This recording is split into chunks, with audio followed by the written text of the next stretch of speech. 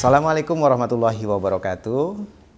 Kembali lagi bersama saya Hairul Hudaya di acara Bincang-Bincang Rektor. Pada episode yang ke-35 kali ini, saya agak spesial ini karena biasanya Bincang-Bincang Rektor itu dilakukan di kampus kita di UTS. Tapi pada kesempatan kali ini kita berada di Amerika Serikat, ya. Kebetulan kami sedang mengadakan acara yang disebut dengan International Visitor Leadership Program yang diadakan oleh Department of State Amerika Serikat. Nah, pada episode kali ini saya kedatangan tamu yang istimewa, yaitu sahabat-sahabat saya, para penerima IVLP tahun 2022 ini ke Amerika Serikat, yaitu di samping saya ada Pak Dr. Didin Nuruddin. Apa kabar Pak Didin? Assalamualaikum. Waalaikumsalam. Baik Pak Rektor. Terima kasih Pak Dr. Didin. Kemudian juga didampingi oleh Ibu Dr. Ika Widiarti. Iya. Ibu. Waalaikumsalam warahmatullahi Ibu wabarakatuh. Warek ya dari Muhammadiyah Palangkaraya. Universitas Muhammadiyah Palangkaraya. Dan kemudian Dr. Iman Harimawan. Assalamualaikum Pak Iman. Waalaikumsalam warahmatullahi wabarakatuh Pak Rektor. Alhamdulillah. Terima kasih ini dari Universitas Airlangga. Nah teman-teman semua, kita ingin bincang-bincang santai saja dengan sahabat-sahabat saya, abang-abang saya, kakak-kakak saya ini, para peserta IVLP. Jadi kita sudah berangkat dari Indonesia itu tanggal berapa Pak Iman kemarin kita? Tanggal 23. Tanggal 23 insya Tanggal Allah. 23 ya. Terus kemudian penerbangannya lumayan panjang ya. Kita kemana aja kemarin, cerita sedikit. Kita kemarin kalau kita saya dari Surabaya ke Jakarta dulu, Bang Didin dari Jakarta langsung ya Bang ya, Bu Ika dari Kalimantan itu dari Jakarta kita ke Dallas dulu. Ke Dallas, Ya. ke Narita maaf, ya, melalui ya. Narita. Maaf, kita ke Narita dulu. 7 jam 7 penerbangan. jam, kemudian transit sekitar 4 jam, 3-4 jam. Ya. Kemudian kita ke Dallas, dari Dallas baru kita ke Washington DC. Iya, dan itu nyampe Washington tengah malam kita ya. Betul, iya. Luar biasa benar. Jadi perjalanannya cukup panjang gitu ya, dan cukup melelahkan ya untuk mengikuti program IVLP ini. Pak Iman sendiri di mana sekarang bertugas? Saya di Universitas Airlangga, sekarang role yang saya diamanahkan ke saya sebagai Direktur Airlangga Global Engagement, kantor internasionalnya UNER. Disebutnya Global Engagement ya, bukan Betul. International Office ya Pak? Bukan, di sana. ya di UNER disebut Global Engagement. Iya. Apa namanya tugasnya di sana gitu? Kurang lebih seperti apa? Baik, kalau di UNAIR Global Engagement Office lebih luas daripada international, biasanya disebutnya OIA. OIA ini Office of International Affairs. Ya. Nah, kalau Office of International Affairs kebanyakan handling tentang akademis, exchange students, inbound, outbound. Mainly kebanyakan itu dan international programs, misal degree programs. Nah, kalau global engagement kita juga engage untuk hal yang terkait dengan research, international grants. Nah, jadi secara umum ada 3 hal yang kami lakukan. Yang pertama terkait dengan visibility-nya UNER, di branding internasionalnya itu dengan konsorsium dan aktivitas lainnya, eksibisi. Kemudian yang kedua, academic mobility yang biasa dilakukan kawan-kawan OIA. Kemudian yang ketiga adalah research collaborations.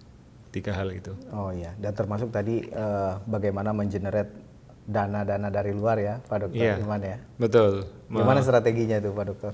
Baik, jadi kalau dulu kebanyakan OIA itu adalah lebih karena kita juga masih belum punya market yang stabil. Kalau Australia kan memang dukungan dari pemerintah untuk menjadikan higher education di Australia sebagai salah satu pendongkrak ekonomi itu kan sangat jelas. Amerika pun juga seperti itu. Kalau di Indonesia kan masing-masing universitas diberikan kekuasaan ya, disupport tapi parsial, tidak komprehensif ya. Jadi pemerintah kita belum punya arah ke sana. Nah, dari situ kami berpikir bahwa kalau kita rely on dana masing-masing universitas itu akan berat. Betul. Karena masing-masing universitas punya keterbatasan dan punya prioritas yang berbeda-beda. Nah, karena itu background saya di akuntansi, di ekonomi. Pas banget itu. Kami berpikir gimana caranya kita melakukan aktivitas tapi dengan possibility funding dari eksternal. Nah kalau di kampus di luar negeri ada endowment fund ya, Ya, itu cukup betul. besar. Nah tapi kita juga kalau kita lihat pilar dari negara kita ada sektor swasta sekarang. Kemudian ada juga partner-partner di luar negeri yang internasional seperti NGO dan lain-lain. Nah itu yang kita coba dekati agar bisa mensupport aktivitas internasional kita. Menarik sekali nih, terutama teman-teman buat di UTS. Ini juga perlu kita belajar ke Pak Dr. Iman nanti, terutama teman-teman di Direktorat Kerjasama Luar Negeri ini nanti. Insya Allah. Mohon bimbingannya. Insya Allah dengan senang hati belajar bersama. Nanti kita lebih banyak lagi Siap. bergabung. Saya pengen Dr. Ika. Nah, Dr. Ika ini adalah Wakil Rektor di Universitas Muhammadiyah Palangkaraya di bidang apa, Ibu mungkin bisa jelaskan? Kalau wakil rektor 2 itu kebetulan di tempat kami hanya 3 wakil rektornya, jadi Ya. pokoknya selain akademik, riset, dan kemahasiswaan. Jadi administrasi umum, keuangan, aset prasarana, kemudian kehumasan, kerjasama, IT, ya. semuanya saya yang handle gitu. Ya, ya. Ya lumayan banyak juga, cuman kalau anak buahnya kan banyak itu ya, Iya. biro-biro, ada biro-biro, jadi lumayan terbantulah dengan adanya tim Iya. itu. Gitu. Pasti ini Wakil Rektor yang paling dicari-cari itu oleh seluruh stakeholders. Iya betul, karena Iya. urusannya banyak sekali. Karena banyak sekali Gitu. urusannya, bidang keuangan juga ya Iya, di sana. betul. Kalau Dr. Ika sendiri, gimana tugas sehari-hari di sana itu untuk mengembangkan apa gitu fokusnya di kampus, Bu? Iya, kalau terkait dengan partnership ya, karena tema IVLP kita kan expanding US Indonesia Higher Education Institution, kita punya sumber daya yang melimpah, terutama kaitannya dengan alam ya, karena Iya. di Kalimantan. Betul, betul. Andalan kami, unggulan kami adalah hutan pendidikan. Oh, punya Kita hutan sebutnya pendidikan, Bu, ya? KHDTK, KHDTK, kawasan betul. hutan dengan tujuan khusus. Iya, betul. Itu luasnya 4.096 Wah. hektar. Banyak sekali, Bu. Iya, sangat besar, dan terus terang untuk pengelolaannya memang kami tidak bisa sendiri. Betul. Selama ini kita kerjasama dengan Borneo Foundation, Borneo Nature Foundation (BNF). Mereka pendanaan juga dari NGO di Amerika. Sehingga banyak operasionalnya itu dari mereka. Kita harus kerjasama, misalnya membangun camp. Camp itu kan digunakan untuk para peneliti asing ya. Kita banyak menerima peneliti dari Michigan, dari Exeter, dari Liverpool University datang ke tempat kami. Nah itu kan perlu camp. Camp ini misalnya anggarannya 500 juta. Kami tidak ada alokasi dana khusus untuk itu. Dari universitas ya, tapi dari BNF. BNF yang mencarikan dananya, terserahlah dari mana gitu. Kita terima jadi. Kemudian selain KHDTK yang sedang rame juga food estate. Oh, iya. Food estate kan di Kalimantan Tengah tuh. Betul. Di Pulang Pisau Untuk dan beberapa padi atau apa? macam-macam. Ada padi, ada singkong, terkait dengan pertanian, produk-produk Itu dalam pertanian. hutan KHDTK itu? Tidak, Oh, di berbeda luar itu? lagi. Jadi iya. di satu kabupaten Pulang Pisau itu kemarin kan dicanangkan oleh Presiden ya, sama Menhan juga Pak Prabowo datang ke Pulang Pisau itu. Komoditas utamanya sih memang padi, jadi akan dijadikan lumbung nasional lah gitu rencananya. Nah, Dan universitas menjadi backbone untuk iya, penelitian. jadi mahasiswa kami yang agroteknologi penelitiannya diarahkan ke food estate gitu. Terus kemudian juga yang administrasi negara, mereka belajar bagaimana pengelolaannya, kemudian bagaimana menjalin kerjasama dengan pemerintah daerah setempat. Selain itu juga menghasilkan nota-nota kebijakan, karena fokusnya di terutama program studi administrasi negara itu adalah laboratorium kebijakan publik. Jadi kita menawarkan kepada pemerintah daerah untuk membuat nota-nota kebijakan, itu kita nanti yang menghandle penyusunannya gitu. Ya, wah, Gitu menarik sih. sekali. Iya. Saya pengen bicara apa ini. Nah, yang ketiga, teman-teman semua, paling pojok, paling ganteng ini, Bang Didin, Pak Amin. Dr. Didin. Gimana Bang, Abang bisa kenalkan sedikit tentang profil Abang mungkin? Iya, saya Didin Nuruddin Hidayat ya. Saat ini mengelola, termasuk salah satu pengelola beasiswa Indonesia Bangkit ya, dari Kementerian Agama. Kali ini kami sudah bekerja sama dengan LPDP yang mulai tahun ini untuk pembiayaan dan lain sebagainya. sehingga mudah-mudahan nanti ke depannya semakin sustain beasiswanya bisa diakses oleh makin banyak masyarakat luas gitu ya. Kalau dulu kan kita Berapa kapasitasnya itu Bang sebenarnya? kapasitasnya lumayan banyak ya karena dari anggarannya juga banyak, cukup banyak lah ya, dan varian beasiswanya saat ini ada sekitar 20 ya. 20 jenis beasiswa degree atau non degree. Kuotanya berapa itu Bang Didin? Kuotanya tergantung macam-macam. Banyak Kayak misalkan untuk studi luar negeri untuk yang PhD tahun ini ada sekitar 150 kuota. Kalau yang dalam negeri PhD ada 200. Banyak. Lalu untuk guru-guru yang kelas online ya di Universitas Siber yang di Syekh Nurjati Cirebon itu 2000 ya, belum lagi buat santri dan lain sebagainya. Punya cukup banyak lah beasiswanya sekarang dengan berbagai macam varian-variannya, jadi lebih semakin menantang ya dalam mengelola beasiswa itu ya. Tapi memang ya. khusus untuk Kementerian Agama ya Bang ya. Iya betul, karena Kementerian Agama kan juga sangat besar sekali ya. Karena kalau dilihat dari jumlah pendidikan tingginya aja kurang lebih ada di atas 800. 800 Ya, perguruan tinggi. belum lagi kalau kita bicara tentang pesantren misalkan, pesantren itu kan bisa lebih dari 30.000 banyak satu juga. Indonesia. Betul. Ya, belum Dan itu mereka berhak untuk mendapatkan beasiswa tadi. Ya, Bang. kan oleh sebab itu beasiswa itu sekarang sudah disentralkan. Kalau dulu kan adanya ya kurang lebih di bawah Ditjen Pendidikan Islam ya. Jadi kalau sekarang semua elemen yang ada di Kementerian Agama tanpa terkecuali bisa mengakses beasiswa tersebut. Nah, gitu. Bang Didin, kaitannya dengan program kita sekarang IVLP ini, kira-kira apa yang ingin Bang Didin capai sebenarnya untuk mungkin bermitra atau berpartner dengan institusi di Amerika misalnya?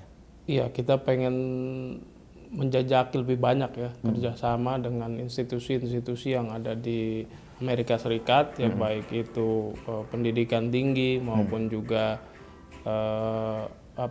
pemerintah gitu ya. Karena memang Amerika itu kan ya salah satu negara yang favorit ya untuk studi.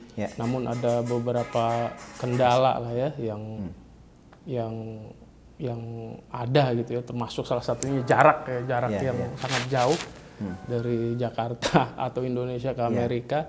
Dan juga diantaranya untuk studi PhD itu yang rentang waktu yang lumayan lama gitu ya, lebih dari 4 tahun, sehingga ya kita sedang mencari kerjasama sehingga bisa ada win-win solution lah tentang itu, misalkan skema co-funding dan lain sebagainya, kurang lebih.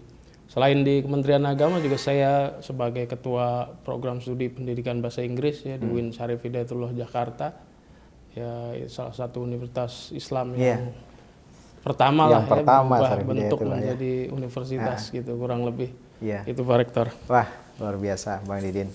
Selanjutnya mungkin ke Mbak Ika. Nah, Dokter Ika, kan tadi kalau Pak Didin juga ingin ada hal-hal yang ingin dicapai ya. Kalau kira-kira Dokter Ika di Universitas Muhammadiyah Palangkaraya, apa yang kira-kira ingin kemudian bisa dicapai dan kemudian bisa diraih dari program IVLP kita itu, Dokter Ika? Ya, kalau secara spesifik mungkin karena kami memang universitas kecil ya, terus kemudian juga melihat kemampuan untuk menjalin partnership, kami masih dalam tahap belajar gitu. Jadi ya disinilah saya belajar bahwa ternyata di negara lain, salah satu contohnya adalah Amerika, ada beberapa tahapan yang harus kita lalui ketika ingin bekerja sama. Kemudian juga beberapa pihak yang kita harus ajak ngobrol dulu sebelum menjalin kerjasama, dan juga terutama kita banyak belajar dari teman-teman ini sendiri gitu ya. Ternyata kita saling belajar, banyak hal-hal yang kita bisa tukar pikiran, kemudian bisa kita ambil, dan mungkin dari saya pun, dari Muhammadiyah Palangkaraya pun bisa ada yang dibagikan untuk bisa dipelajari oleh teman-teman yang ada di sini gitu. Kui kami juga masih kecil, jadi staf kabak dan 2 orang staf.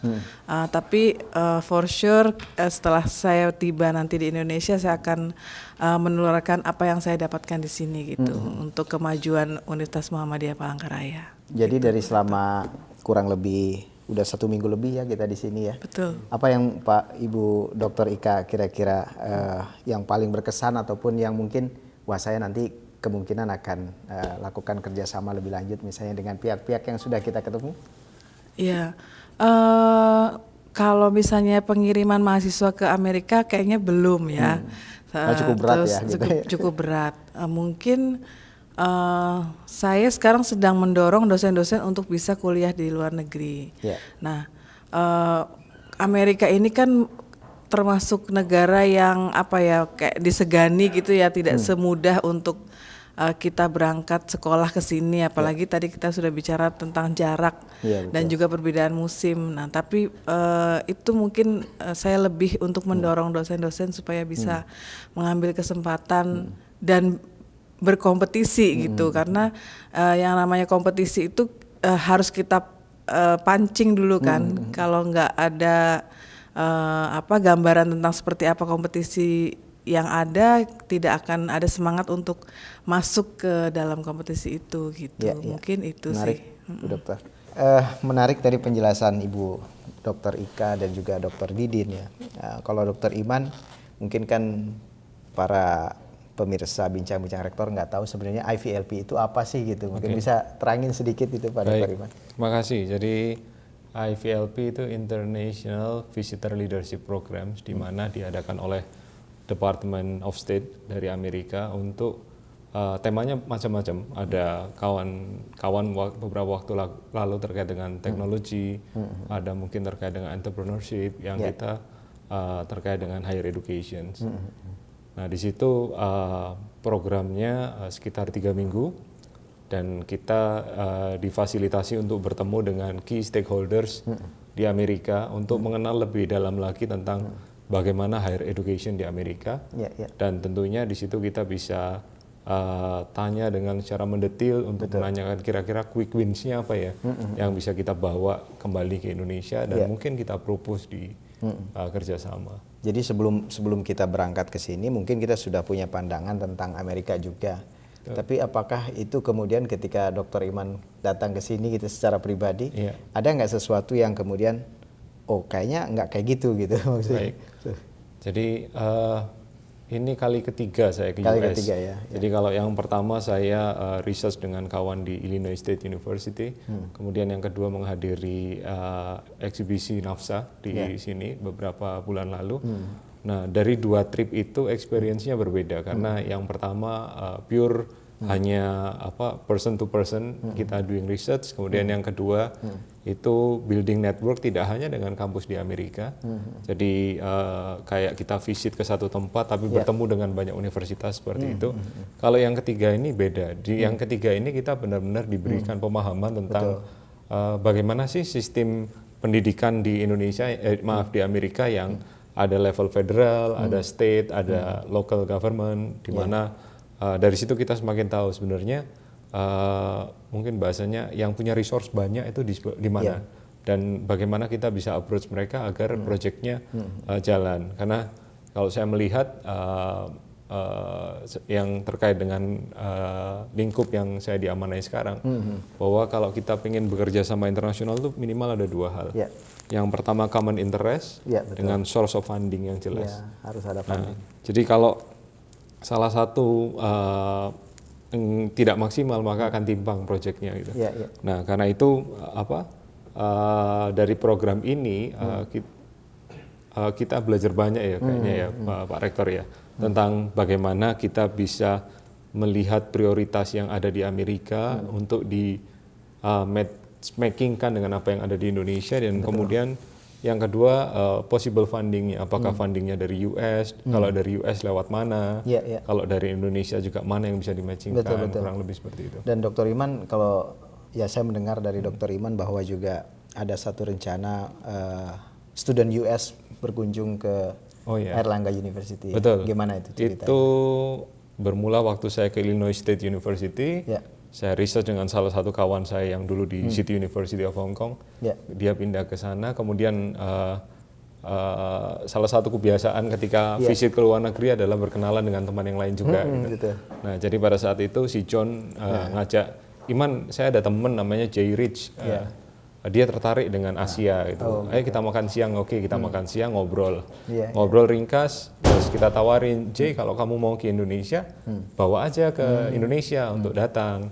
Artinya mereka ada funding dari pemerintah juga ya di sini. Karena pemerintah Amerika concern dengan study abroad tadi ya. Jadi kalau saya lihat ternyata opportunity-nya dari federal ada duit, dari state ada duit, dari local government juga ada duit. Iya. Nah kalau case yang Profesor Jay Rich tadi itu dari university-nya, dari lokal. Dari university-nya akan membawa mungkin sekitar 20 mahasiswa untuk datang ke Indonesia nanti bulan Mei. Pagi ini baru 2 hari lalu saya baru email sama beliau untuk menjelaskan bagaimana teknisnya untuk kedatangan. Menarik. Jadi opportunity-nya. Jadi ternyata tapi awal dari semua itu sebenarnya kita punya kesamaan common interest yang sama ya. Jadi kemudian bahkan itu kenalannya bukan kenalan secara formal tapi mungkin dari makan siang bersama gitu ya. Di Chipotle kalau nggak salah dulu di satu gerai gitu. Akhirnya menjadi persahabatan dan kemudian bisa itu ya. Dan memang kedatangan kita ke sini itu lebih kepada kalau kita kan melalui email berkenalan gitu kan mungkin nggak pas ya. Jadi apa namanya komunikasinya nggak ini.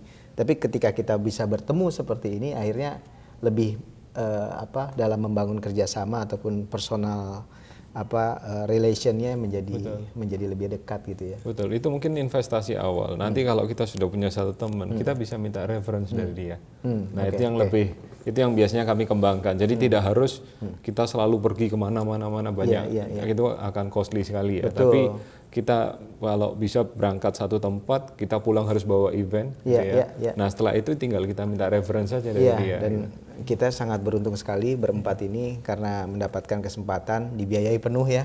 Betul. Bahkan IVL ini termasuk program premiumnya ya dari Department of State karena banyak program-program tetapi ya alhamdulillah kita berempat berhasil dinominasikan karena tidak ada aplikasi kalau tidak salah Pak Iman ya. Betul. Jadi dinominasikan oleh kedutaan Amerika ataupun organisasi-organisasi yang terkait dengan pemerintah.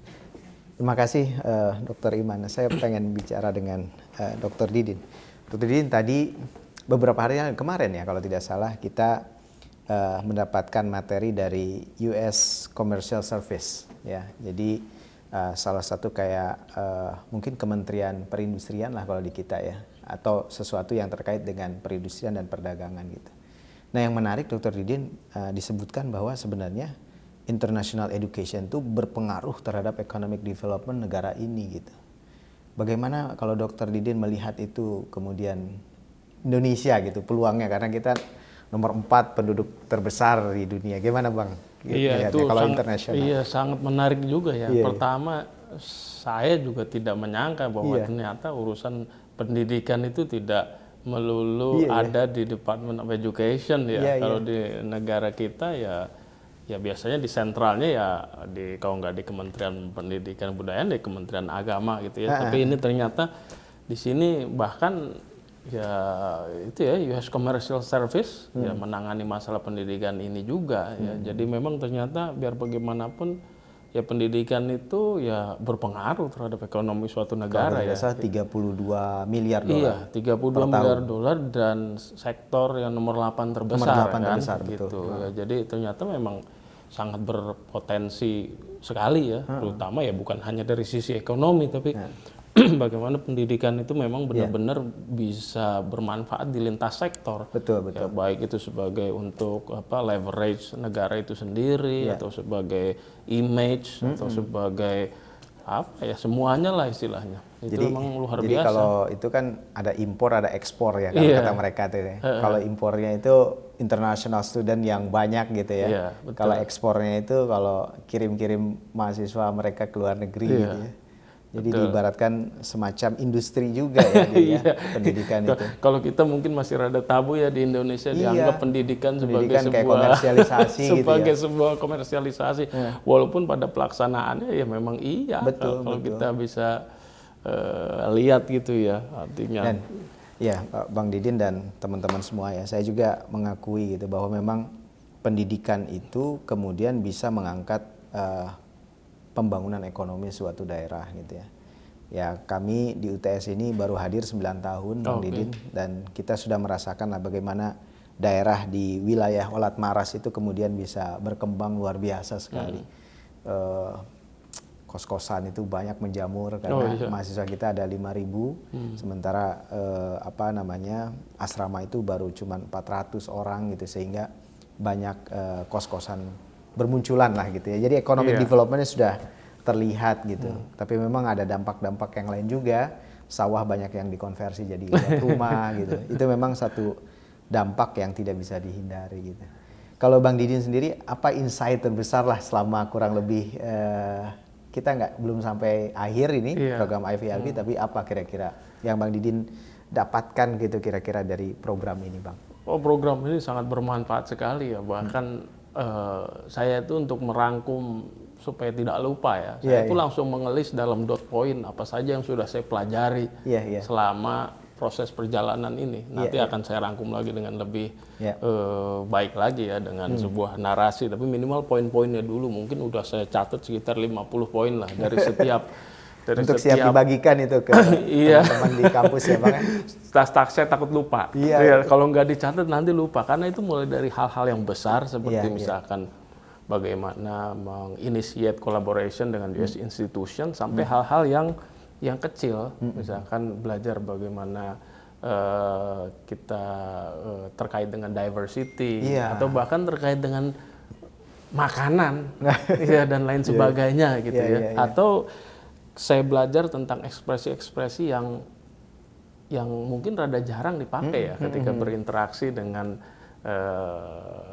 dengan kita gitu, atau yang kita pelajari di sekolah atau di kampus dulu ya, ekspresi-ekspresi bahasa Inggris yang ternyata dipakai loh oleh native speaker. Jadi banyak sekali ya, terutama sih terkait dengan tema sentral utamanya ya, terkait dengan higher education ya. Bahkan saya juga sempat, karena kebetulan juga punya NGO ya, namanya Indonesia Scholarship Center, itu lumayan besar juga di Indonesia lah, bisa dibilang sebagai hubnya informasi beasiswa yang ada di seluruh Indonesia. Jadi saya juga belajar bagaimana mengembangkan NGO ya, walaupun secara implisit. Soal NGO itu kan Amerika dibangun dengan public private partnership-nya tuh. Nah, ya itu dia. Gimana Abang melihatnya tuh, Bang? Ya itu luar biasa ya, sangat powerful ya. Jadi artinya bagaimana kayaknya hidup gitu ya di sini. Iya, kayaknya sangat-sangat hidup, dan memang ekosistemnya benar-benar dibangun gitu loh. Jadi minimal merangkul atau melibatkan sebanyak mungkin pihak gitu loh. Betul. Jadi misalkan ada pemerintah, kemudian ada yang dari lokal, kemudian ada dari NGO, ada yang dari luar negeri. Jadi semuanya itu bersinergi gitu satu sama lain gitu. Dan pemerintah sebagai regulator juga fundingnya lari ke mereka juga gitu ya. Betul. Sebagai eksekutornya, sehingga sama seperti program kita IVLP ini sebenarnya Department of State, bukan mereka yang eksekutornya ya, tapi mungkin ada American Council, ada IIE, ada sekarang Global Pittsburgh. Betul, jadi mereka tidak direpotkan misalkan ya secara sederhananya dengan apa yang sedang berjalan gitu loh. Jadi yang sedang berjalan ya ditangani oleh yang lain, mereka bisa memikirkan hal lain yang lebih pada level mereka lah gitu. Output base-nya mereka dapat gitu. Outputnya yang diharapkan ini dan kemudian dilaksanakan ya. Ya betul, luar biasa. Luar biasa, Pak Dr. Didin. Terima kasih. Ya, Bu Dr. Ika, masuk pada sesi akhir karena waktu terbatas. Apa kira-kira insight yang Dr. Ika dapatkan dari program IVLP kita nih, Dokter? Ya. Banyak banget ya yang diperoleh, tapi saya ambil salah satu contohnya saja bahwa di Amerika sini kita belajar bahwa tidak semua hal itu di-handle langsung oleh pemerintah. Jadi pemerintah ini lebih mendelegasikan hal-hal yang terkait teknis itu kepada beberapa asosiasi gitu, dan yang luar biasanya lagi asosiasi ini saling bersinergi gitu. Misalnya dengan bidang yang sama mereka membuat terlibat dalam satu proyek yang sama, dan Kalau saya lihat sih harmonisasinya ada gitu ya. Ya. Kita bandingkan dengan di Indonesia misalnya asosiasi dosen, ada ABC gitu, terus kemudian bikin acara sendiri-sendiri, atau misalnya asosiasi atau persatuan guru atau yang lain ya profesi. Nah mungkin kalau kita boleh ambil pelajaran bahwa kematangan organisasi ataupun negara secara luas itu bisa kita ambil pelajarannya, kita coba terapkan di institusi kita bagaimana untuk bisa secara mandiri mengelola dengan tanggung jawab dan lebih terstruktur begitu. Mungkin itu Pak salah satunya yang saya Terima kasih. Jadi banyak insight yang Dr. Ika juga sampaikan dari IVLP. Selanjutnya Pak Dr. Iman, kita kan memang IVLP ini masih panjang sampai tanggal 15. Tapi paling tidak apa yang kemudian insight dari pribadi Dr. Iman mengikuti program ini? Makasih Pak Rektor. Ada dua hal mungkin. Yang pertama terkait dengan public-private partnership tadi ya. Sudah dibahas oleh rekan-rekan tadi. Saya pikir kalau public-private partnership ini walaupun di Indonesia sudah dilakukan oleh beberapa kementerian seperti Kementerian Keuangan, jika dilakukan oleh kementerian yang lain saya pikir lebih masif ya. Banyak sekali energi atau sumber daya yang bisa baik secara voluntary atau semi profit oriented itu untuk mensupport kemajuan pendidikan di Indonesia. Kemudian yang kedua, kewenangan di level provinsi mungkin ya. Selama ini kan pendidikan higher education itu difokuskan di pemerintah pusat ya. Betul. Nah kalau kita lihat di sini kan state punya peran yang luar biasa bahkan besar ya. Besar sekali. Nah saya pikir menarik sekali jika taruhlah di satu provinsi Jawa Timur, misal di tempat kampus saya berada itu, pemerintah provinsi juga mengalokasikan perhatian dan supportnya untuk mendukung proses internasionalisasi di Jawa Timur gitu. Untuk higher education saya pikir itu juga suatu hal yang menarik. Dampaknya juga ke daerah pasti akan betul sekali. Nah itu hal yang mungkin kita bisa coba implementasikan. Luar biasa. Terima kasih Pak Dr. Iman, Dr. Didin dan juga Dr. Ika. Perbincangan yang luar biasa, teman-teman semua. Memang banyak sekali insight yang bisa kita dapatkan dari program ini, tapi memang tidak semuanya juga yang bisa kita terapkan di Indonesia. Jadi hal-hal baiknya saja tadi Dr. Didin sampaikan parsial gitu ya, tidak semua mungkin bisa kita terapkan, tapi hal-hal baik yang kemudian bisa kita belajari dari institusi-institusi yang ada di Amerika ini. Terima kasih sekali lagi Pak Dokter, Ibu Dokter atas kesempatan yang luar biasa ini. Semoga kehadiran kita di program IVLP ini juga membawa kontribusi yang positif bagi institusi kita masing-masing. UIN Syarif Hidayatullah, kemudian Universitas Muhammadiyah Palangkaraya dan Universitas Airlangga. Terima kasih, kita kembali di Bincang-Bincang Rektor di episode selanjutnya. Wassalamualaikum warahmatullahi wabarakatuh. Waalaikumsalam warahmatullahi wabarakatuh. Terima kasih. Terima kasih.